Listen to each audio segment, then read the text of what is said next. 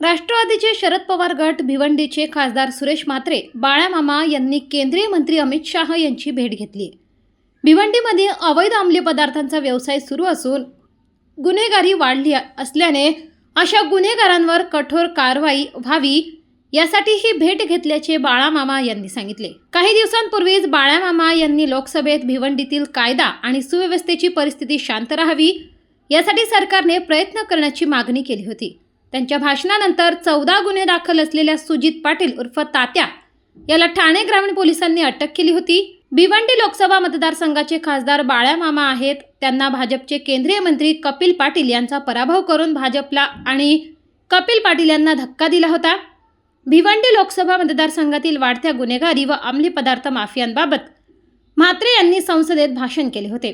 August 2024 मध्ये गुजरात दहशतवाद विरोधी पथकाने भिवंडी शहरात मोठी कारवाई करून 800 कोटी रुपये किमतीचा 792 किलो लिक्विड एमडी ड्रग्सचा साठा जप्त करून 2 जणांना अटक केली आहे। मात्र या 2 आरोपींपर्यंतच ही कारवाई थांबली असून या 2 आरोपींच्या मागे सूत्रधार कोण आहेत याचा तपास करावा।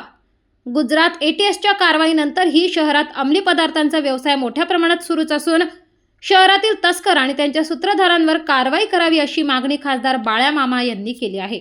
अंमली पदार्थ तस्कर आणि गुन्हेगार न्यायालयातून जामिनावर सुटल्यानंतर ही हत्येचा प्रयत्न, चोरी, दरोडे, धमकी, खंडणी, शेतकऱ्यांच्या जमिनी बळकाविणे असे गंभीर गुन्हे करत असून या गुंडांच्या मागे असलेल्या राजकीय शक्तीमुळे पोलीस यंत्रणेला गुन्हेगारांना अटक करताना मोठी अडचण असल्याचे सांगत बाळामामा यांनी गुरुवारी केंद्रीय गृहमंत्री अमित शाह यांची भेट घेतली। त्यांच्यावर कारवाई करावी या संदर्भातील लेखी निवेदन देखील म्हात्रे यांनी केंद्रीय गृहमंत्री शाह यांच्याकडे दिले आहे। आपल्या मागणीकडे विशेष लक्ष दिले असून लवकरात लवकर या संदर्भात पोलीस यंत्रणेला योग्य त्या सूचना देण्यात येतील असे आश्वासन अमित शाह यांनी आपल्याला दिले आहे, अशी प्रतिक्रिया बाळामामा यांनी दिली आहे।